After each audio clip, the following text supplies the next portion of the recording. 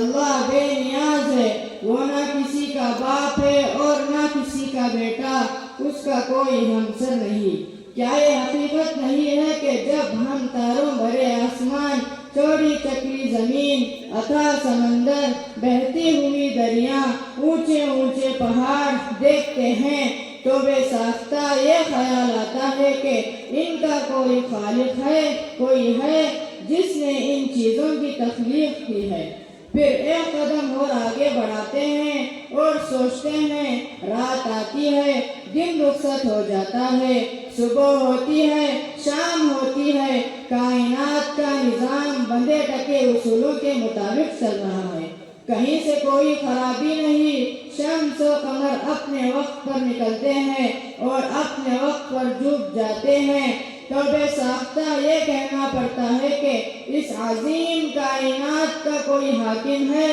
جسے کسی تعاون کی ضرورت نہیں، جو سارے جہاں سے بے نیاز ہے، کسی کا احسان مند نہیں، وہ جو چاہے کرتا ہے، اسے روکنے والا کوئی نہیں، کیونکہ اگر کوئی روکنے والا ہوتا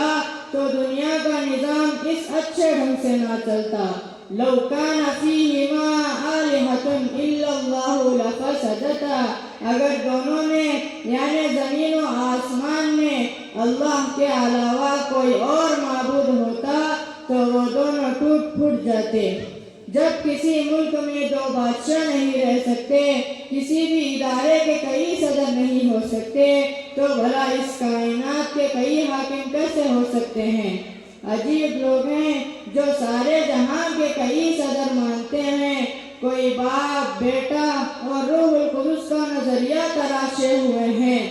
جو سارے جہاں کے کئی صدر مانتے ہیں، کوئی باپ، بیٹا اور روح القدس کا نظریہ تراشے ہوئے ہیں، اور کوئی ہزاروں دیوی اور دیوتاؤں کو پرمیشور کا ساجی بناتا ہے، مگر بڑے افسوس کی بات ہے کہ لوگ انہیں بے وقوف کہتے ہوئے ہچکچاتے ہیں۔ محترم حضرات، دوران تقریر سراپا تقصیر سے کچھ غلطیاں ہو گئی ہوں، میں بھی اور انسانوں کی طرح ایک انسان ہوں، مجھ سے غلطیاں ہو جانا کوئی حیرت کی بات نہیں۔ آپ حضرات سے گزارش ہے کہ مجھے مطلع کیجیے کہ میں نے کون سی باتیں غلط کہی ہیں، تاکہ میں آئندہ ایسا نہ کروں۔ انہی چند باتوں پر میں اپنی تقریر ختم کرتا ہوں۔ وآخر